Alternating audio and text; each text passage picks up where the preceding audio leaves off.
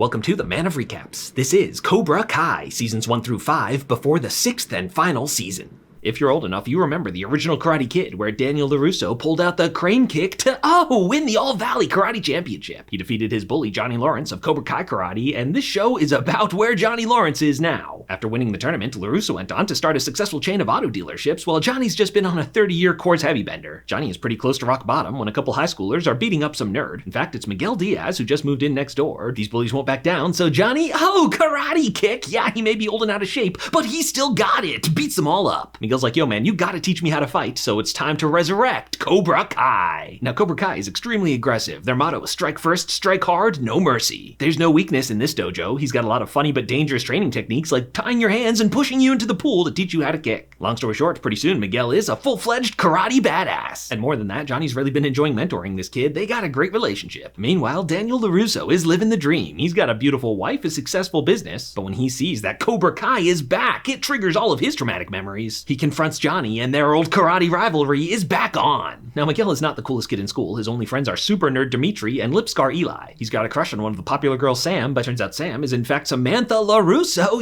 LaRusso's daughter. So Sam has a falling out with the popular crew, and they make up some nasty rumors about her, so it's Miguel's chance to step in. With his new karate skills, takes this guy out. All his friends join in, but Miguel fights them all off. It's a super sweet cafeteria brawl. Johnny's been having trouble finding new students because he literally doesn't know what the internet is, but when this video goes viral, all the nerds in the school want to join Cobra Kai. Johnny's real tough on them though and singles out Lip Kid. He gives him some actually good advice. Hey, that lip is the first thing everyone's gonna notice. You gotta flip the script. So next day he comes back with an epic mohawk. It's like, yeah man, your nickname's not Lip anymore, it's Hawk. Now Johnny has a son, Robbie, who doesn't like his father very much because he was a terrible dad. He's become a delinquent, stealing stuff from his various jobs. One of those jobs is at the LaRusso dealership, but he accidentally becomes friends with Mr. LaRusso. He pulls out the classic Mr. Miyagi, wax on, wax off, and pretty soon, whoa, I've learned karate. More than that, Daniel's become a real mentor for Robbie. It's a great relationship. Speaking of relationships, Miguel finally asked out Sammy, and they have an awesome date at the mini golf arcade. Congrats kid, that's awesome, until he finds out he's dating LaRusso's daughter. Likewise, LaRusso hates Cobra Kai, so Sammy's hiding a relationship with Miguel from her dad for now. And when Miguel goes over there, who's this JTT looking guy invited over for dinner? Sammy invited her new friend Robbie, but Miguel is itching for a fight, and it's like, oh, my dad was right. Cobra Kais are the bad guys. The adult rivalry is heating up too. We're finally gonna see the epic rematch. But LaRusso's wife is here, always ready to bring the show back to reality. Now it's time for the All-Valley Karate Championship. Cobra Kai comes out strong. Strike first, strike hard, no mercy. And the most hilarious part of the season is Hawk's transformation. Miguel's kicking butt too. What he really wants though is to make up with Sammy. But he's still in aggro alpha mode, and it's like, look man, being confident and assertive is good, but you've just become an asshole. Later it's Hawk versus Robbie, and Hawk goes for an illegal back kick.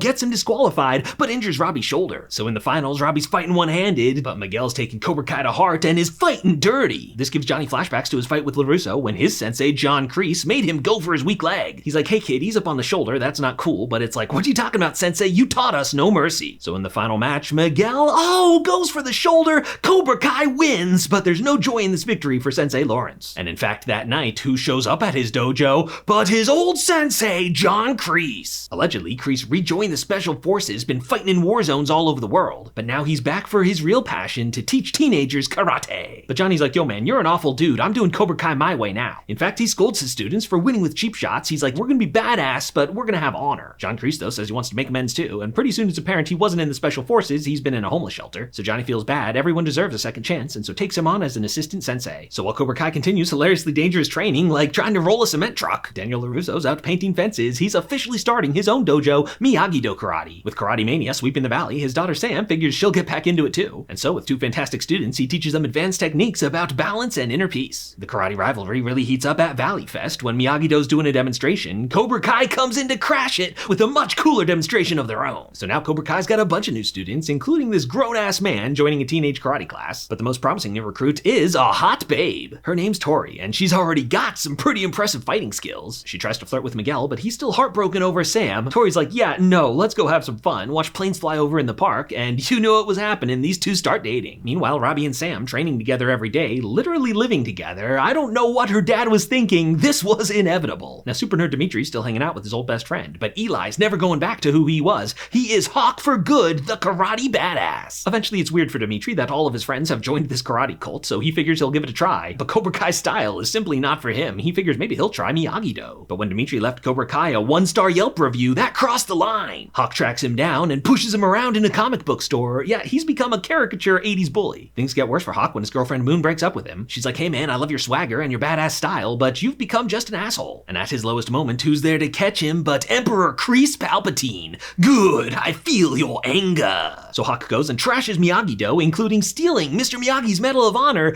That crossed the line, bro. LaRusso confronts Johnny directly, even though he actually had nothing to do with this one, but a bunch of the students leave. They figured they'd rather be the good guys. Later they're training with Capture the Headband. By the way, the adult rolls up with a ridiculous new goatee. He's like, yeah, I'm pulling a Hawk. Call me Stingray. But the real final fight is between Hawk and Miguel, and when Miguel wins, Darth Kreese is like, do it, finish him, and oh, kick to the face. Johnny's like, what the heck? Kreese, I told you we're doing things my way. You're out of here. Meanwhile, Johnny's tried online dating, which is not going well, but right next door is Miguel's mom, who he has a hilarious dream crush on. He finally asks her out one day, but right at the next table, it's LaRusso. Luckily, his wife is here to bring us all back down to reality again. Things are tense at first, but once Johnny explains he had nothing to do with trashing the dojo, he's trying to make Cobra Kai better, these two kind of have a great time and agree to squash the beef. But the teenagers' beef is extremely unsquashed, especially with the karate rival ex-girlfriend love square. They've had a couple run-ins already, and these two girls really don't like each other. Miguel's sick of all this fighting. He goes to apologize to Sam and does an actual good job this time. In fact, earlier he returned Mr. Miyagi's medal. So Sam accepts his apology, but oh, she's had a little too much to drink, and oh no, don't do it! Oh, they kiss! Obviously right when Tori sees him. Now summer's finally over. It's the first day of school, and hopefully this karate war will cool down. Tori's not around. Miguel hasn't heard from her since the party, because she's hijacked the morning announcements, calling out Samantha LaRusso for kissing her man. I'm coming for ya! And so within the first 5 minutes of the school year, karate war's back on! Robbie steps in to protect his girlfriend, and Miguel steps in to protect his. Spread out all over the school are Miyagi-Do Cobra Kai rivals, so pretty soon this fight's erupted into a full school brawl! Even Stingray hilariously has an excuse to be there. He was at an interview to be a security guard, and he steps in, though he's hilariously biased. Once again, Hawk chases down Dimitri, but Dimitri's training has finally kicked in, and oh, boom! Kicks him into the thing. And upstairs, the boys are fighting. All Valley Championship rematch! In the end, Miguel gets the upper hand, could break his arm, but he remembers what Sensei Lawrence taught him. He's like, that's not who I want to be. Lets him go. But Robbie just heard this guy kissed his girlfriend, goes for the attack and a big ol' kick. But oh no, over the balcony, and no.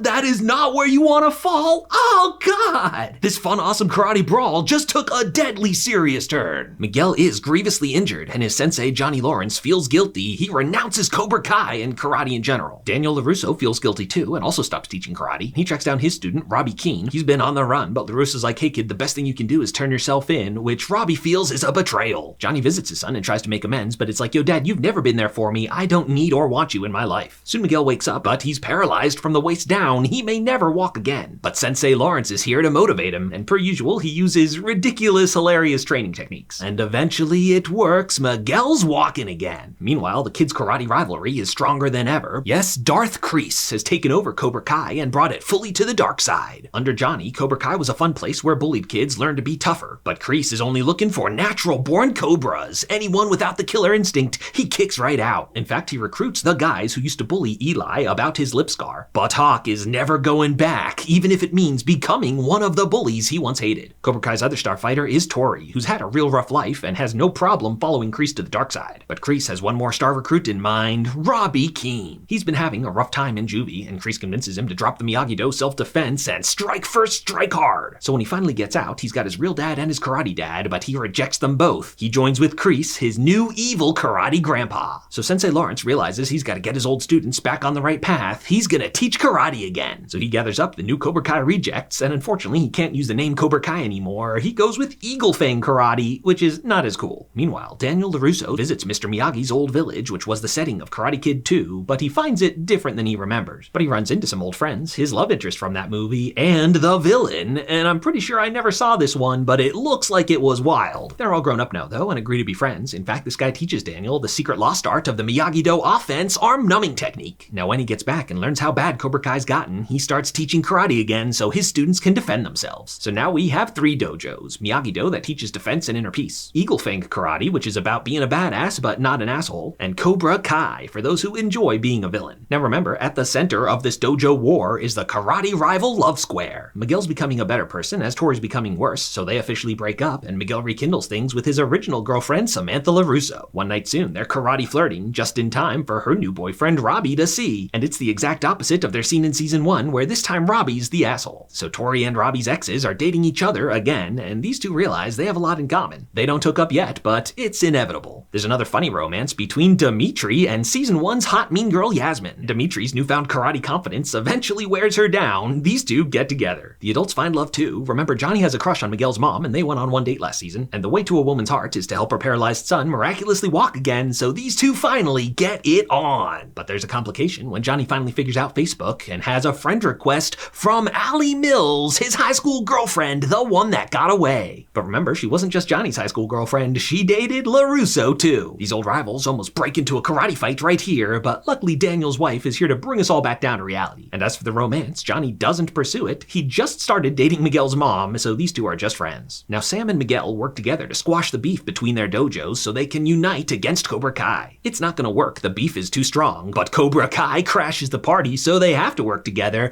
and it's time for another season finale, epic karate fight, yeah! And now Hawk realizes he's fighting with his bullies against his best friends. What am I doing? Yes, it's time for Hawk to switch sides! Oh yeah, best nerd friends reunited. When Johnny learns what happens, he busts into see Kreese and finds him training his son, Robbie. No, you were the chosen one. You were supposed to bring balance to the force, not leave it in darkness. Then Daniel LaRusso comes too, ready for some offense, uses the new arm-numbing trick he learned, and Kreese is defeated. But he's not surrendering yet. You may have won this battle, but let's settle this the old-fashioned way at the All-Valley Under-18 Karate Tournament. And so the original Cobra Kai and Miyagi-Do beefs are squashed for good. They're combining dojos to take down new evil Cobra Kai. And even the adults, Johnny Lawrence and Danny LaRusso, agree to put their lifelong rivalry on pause. They're gonna be co-senseis, but with their wildly different teaching styles, there's a few speed bumps. And so Johnny agrees to try out some Miyagi-Do karate while he teaches Daniel his newly named Eagle Fang. And pretty soon these two are on the same page. Their united dojo is stronger than ever. Now with his rivals teaming up, John Kreese recruits his old Cobra Kai co-sensei, Terry Silver. He was the main villain in Karate Kid 3 and was a coked-up, ponytailed psychopath. But now he's a happily retired, normal person who doesn't want to join a teenage karate war. But pretty soon, the karate calls to him. It's ponytail time again, and Terry Silver's back in Cobra Kai. Now, the teenage karate rivalry still burns hot, but it's a cold war this season. They've agreed no fighting until the official tournament. Hawk, remember, became a Cobra Kai bully, but switched sides back to the good guys last season. The Cobra Kais teach him the price of betrayal. They do the unthinkable and shave Hawk's mohawk. Now, as if we didn't already have enough karate rivals, there's a new kid in town this season, Kenny. He starts off on the wrong foot, immediately gets bullied by none other than LaRusso's son, Anthony. So Robbie takes this kid under his wing, teaches him the way of Cobra Kai, and pretty soon he can stand up for himself. And of course, at the very heart of all this conflict, it's the karate rival love square, which is now finally complete as all members are dating each other's exes. Now, Daniel doesn't like his old rival influencing his daughter, and Johnny really hates that his student Miguel's looking up to LaRusso. Eventually, they decide this isn't working out. One of them has to step down, and the way to pick who is with a karate rematch. Yes, it's finally happening. The epic rematch this whole series been building up to. Yeah,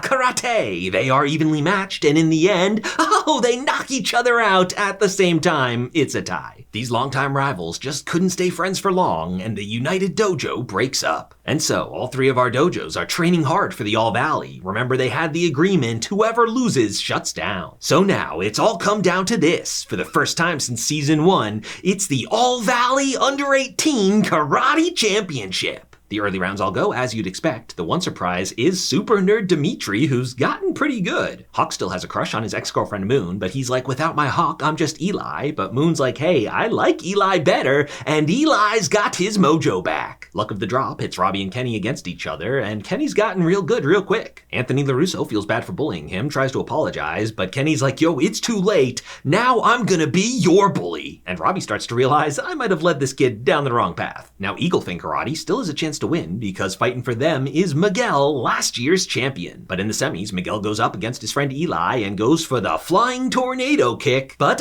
he injures himself. Yeah, he probably shouldn't be doing karate so soon after a debilitating spine injury. victory. Luckily it's not his spine though, just a pulled muscle, and he's cleared to fight again if he feels up to it. But he and his sensei have not been on the same page lately, and Miguel realizes that Johnny just wants to win to prove that he can do it. And so, in an anticlimactic moment, Miguel does not return to fight, he forfeits. The boys' final is not a rematch between Robbie and Miguel, but between Robbie and Eli, fighting for the opposite dojos that they did in season 1. In the end, it's Robbie Keane who's gonna win, but he's distracted by the realization he might be the bad guy now, and so this time good triumphs over evil as a redeemed hawk. Eli is the boys' champion. But we're not done yet. Cobra Kai and Miyagi-Do are tied, and it all comes down to the girls' match. And so it's time for the finals. Ya Karate! Epic fight! But the referee makes some bad calls in Tori's favor. Terry Silver's like, that's right, Cobra Kai's all about fighting dirty, but Tori kinda wants to win honorably. And this makes John Kreese think about his star student, Johnny Lawrence, and the moment that started it all, where he forced him to fight dirty against LaRusso. So this time, Kreese makes a different decision. Hey kid, you don't need cheap shots to win. Is even Kreese getting a redemption arc on this show? And this time, good does not triumph over evil because Tori wins. She's the girls' champion, which means Cobra Kai is the overall victor. Now in his victory speech, Terry Silver announced that Cobra Kai's expanding to new locations all across the valley. They're abandoning the rundown little strip mall location Johnny found in season 1 when he restarted his Cobra Kai with such high hopes to do better this time. And as he's there contemplating his defeat, he gets a visit from his son Robbie, who's like, yo dad, I think I might have become the bad guy. And so after 4 seasons, father and son finally reconnect. And Cobra Kai is celebrating their victory, but Terry Silver's like, you know, John, I think you've been holding me back, and the cops are coming to arrest him. Yeah, this goes back to a returning character.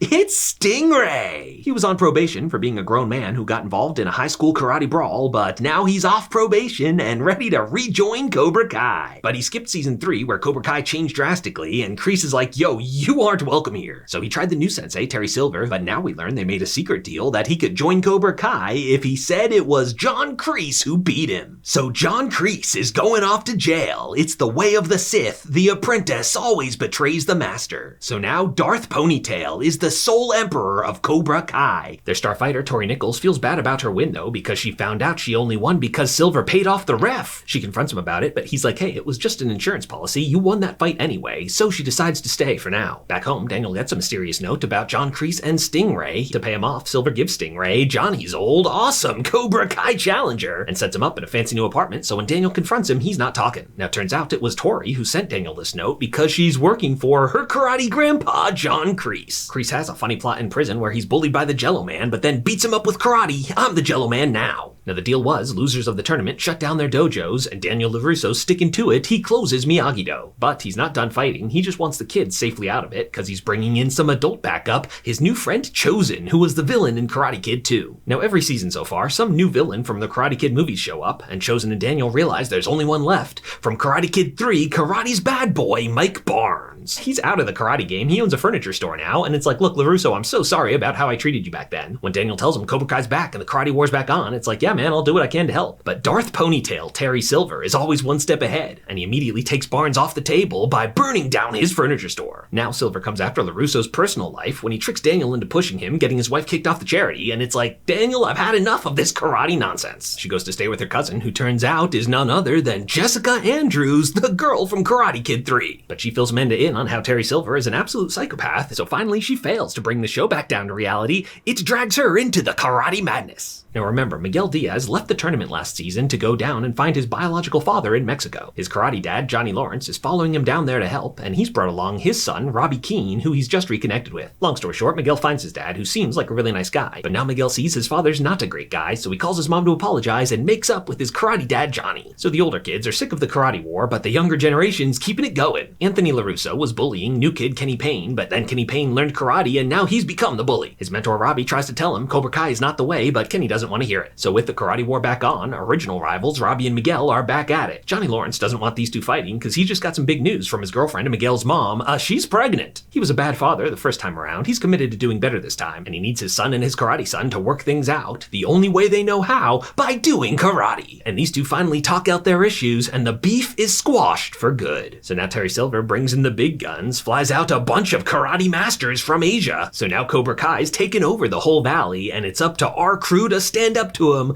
all our main characters under one banner, ready to take Cobra Kai down for good. Now, turns out Terry Silver's evil karate plan isn't just to conquer the valley. He wants to take Cobra Kai global by winning the World's Karate Championship, the Sakai Taikai. But now Miyagi-Do's entering too. Although there's some confusion about what their dojo name is, Johnny's still attached to his Eagle Fang. But they masterfully combine styles, Miyagi-Do's inner peace with Eagle Fang's badassery. So to decide which dojo gets the spot, it obviously comes down to a mini tournament. The boys match pits Kenny against the current champ, Hawk, but Kenny's come a long way, and in fact, Terry Silver taught him the silver bullet. But now Tori realizes Terry Silver's paid off the ref again, and she's not gonna stand for that. She disappears without explanation, so going against Samantha LaRusso is our new girl, Devin. Devin's a great fighter, but Sam's got her outclassed, so she goes into beast mode and wins so definitively, even the corrupt ref has to admit it. So with Cobra Kai and Miyagi Fang each getting a win, the Sakai Taikai lets them both in. That night, Tori comes clean to Samantha about how the ref was also bribed at the tournament, and our girl rivals finally talk it out and squash that beef too. So our gang breaks into the Cobra Kai dojo to get the security footage, proof of the cheating. But someone tipped off Cobra Kai. Yes, they have a traitor. Yes, it's this minor character whose big arc is that he's sick of being called penis breath. And so once again, it's time for a big karate brawl! Yeah! Meanwhile, the adults are out celebrating too, and after 4 seasons of intense rivalry, Daniel LaRusso and Johnny Lawrence finally squash their beef and are best friends. Chosen's still here too, by the way, and becomes their new best friend. It's an awesome boys' night out until their limo is hijacked. But it's not Terry Silver, it's Mike Barnes who blames LaRusso for ruining his life. Soon the guys convince him it's Terry Silver's fault, and he's like, well, let's go over there right now and beat his ass. Former karate villains, Johnny and Chosen, think this is a great idea, so they leave LaRusso here, and the villains of Karate Kids 1, 2, and 3 break into Terry Silver's house. But he's not alone. Apparently, he's got all his new senseis living with him. Chosen goes for the 1v1 with Terry Silver, using deadly weapons. Eventually, Chosen gets the upper hand, but Terry Silver goes for the cheap shot.